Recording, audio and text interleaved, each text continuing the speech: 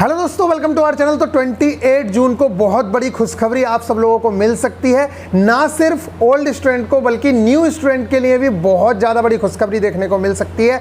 जैसे ही प्रधानमंत्री नरेंद्र मोदी जी ने आप लोगों को पता है 10 लाख जॉब्स के बारे में बात की, उसी दिन आप लोगों ने देखा होगा कि 13 जून को एक नोटिस आया था रेलवे बोर्ड की तरफ से, जिसमें बताया गया था कि कौन सी कैटेगरी में कितनी जॉब्स हैं।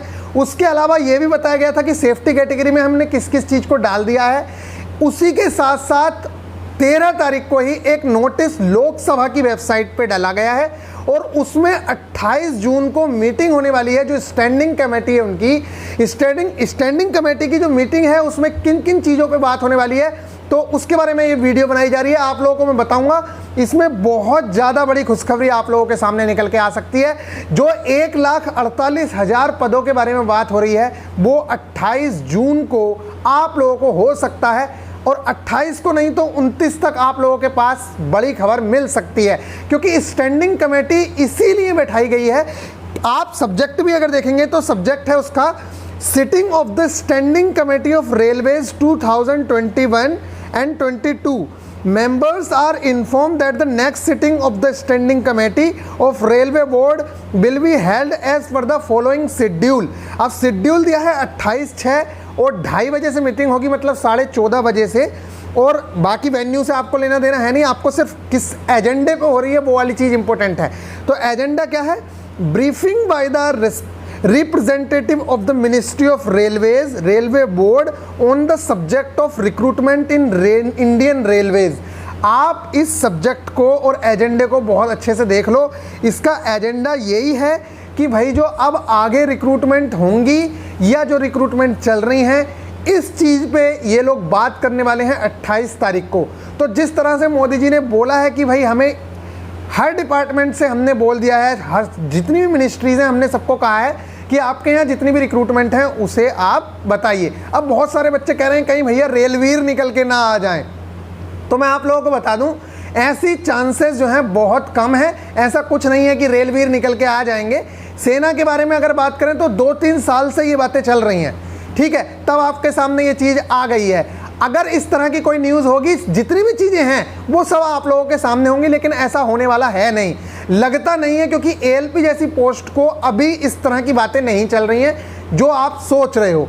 आगे एएलपी, जेई और सीनियर सेक्शन इंजीनियर और आरपीएफ एसआई, ये जो 3 वैकेंसी हैं इनके बारे में आप लोगों को अच्छी न्यूज़ मिल सकती है। इसके साथ साथ हो सकता है कि जो ग्रुप डी वाले बच्चे, अगर 28 से पहले डेट आ गई तब तो बहुत अच्छी बात है, लेकिन अगर 28 से पहले टेंडर फाइनल नहीं हुआ या डेट आप लोगों को नहीं मिली तो 28 के बाद बहुत ज़्यादा चांसेस बनेंगे, क्योंकि 28 तारीख की मीटिंग में, 28 जून की जो मीटिंग होगी उसमें इन्हीं टॉपिक्स पे बात होने वाली है कि जो रिक्रूटमेंट चल रही है उसे कितना जल्दी से जल्दी पूरा करना है, और नई जो रिक्रूटमेंट है उसे एक बहुत इंपॉर्टेंट इवेंट जो आप लोगों के सामने आने वाला है उससे पहले कैसे निकालना है जिससे उस चीज़ का बेनिफिट मिल सके।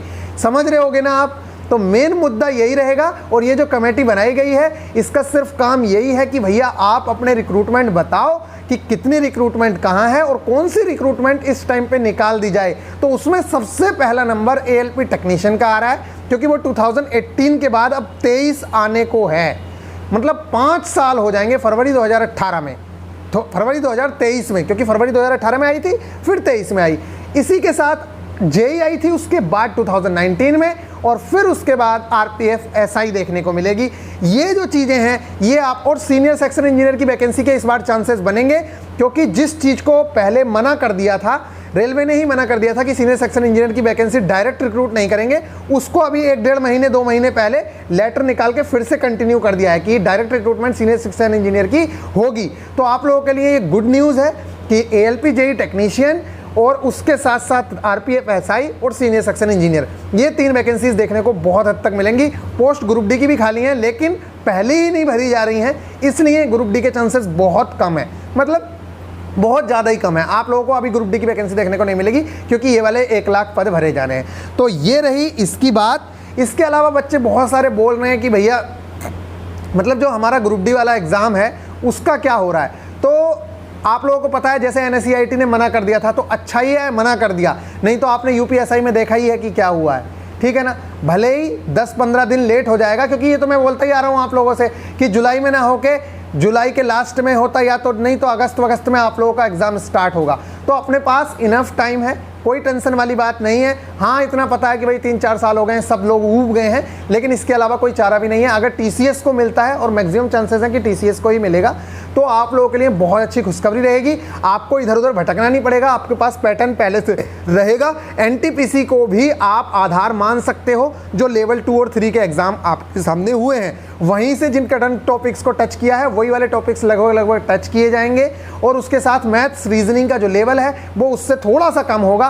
बाकी अगर पजल वजल को छोड़ दें तो बाकी रीजनिंग ऐसी ही देखने को मिलेगी आप लोगों को।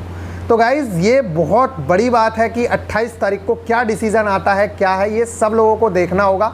क्योंकि स्पेशल लोकसभा की वेबसाइट पे आप लोग जाके देखेंगे, लोकसभा की वेबसाइट पे ये चीज़ डाली गई है।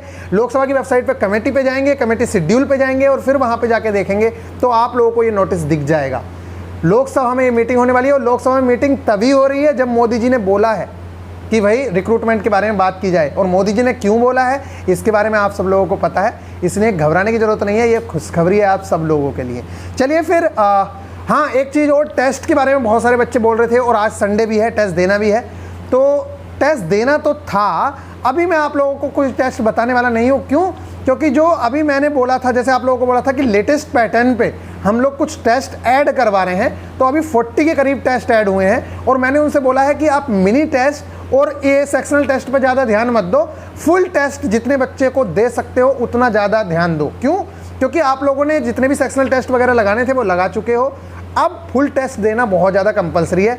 इसलिए फुल टेस्ट के बारे में मैंने उन लोगों से बोला भी है। और टेस्ट जो पहला आप लोगों को मिलेगा वो 22 तारीख को मिलने वाला है। सेकंड टेस्ट आप लोगों को 23 तारीख को मिलने वाला है। सभी लोगों से मैं रिक्वेस्ट करूंगा कि एक बार जरूर से जरूर टेस्ट देना, और लेवल ज़रूर बताना कि अब लेवल में थोड़ा इंप्रूवमेंट हुआ है या नहीं हुआ है, ठीक है। क्योंकि वो लेटेस्ट पैटर्न पे सारी चीज़ों को देखते हुए डाले जाए हैं, और इसीलिए आप लोगों को धीरे धीरे एक साथ टेस्ट प्रोवाइड ना करा के धीरे धीरे टेस्ट प्रोवाइड कराए जा रहे हैं, जिससे कि आप लोग एग्जाम के पैटर्न को, मतलब ये लोग भी क्या करेंगे, अभी आंसर की का भी वेट करेंगे तो 10 टेस्ट उसके बाद प्रोवाइड कराएंगे। जितना इन्हें अभी पता चला है उसके अकॉर्डिंग अभी प्रोवाइड करा दिए हैं, तो आप लोगों को उस चीज़ का बहुत ज़्यादा बेनिफिट मिलने वाला है। और जो बच्चे साइको टेस्ट दे रहे हैं, तो मैं आप लोगों को बता दूं, बेस्ट साइको टेस्ट इन्हीं के पास अवेलेबल था एएलपी टेक्नीशियन के टाइम पे 2018 में, और उससे पहले ऑफलाइन होता था। तो अगर ऑनलाइन प्रैक्टिस करनी है तो हमारे अकॉर्डिंग यही बेस्ट है, मतलब जो टेक्स्ट बुक की टेस्ट सीरीज है।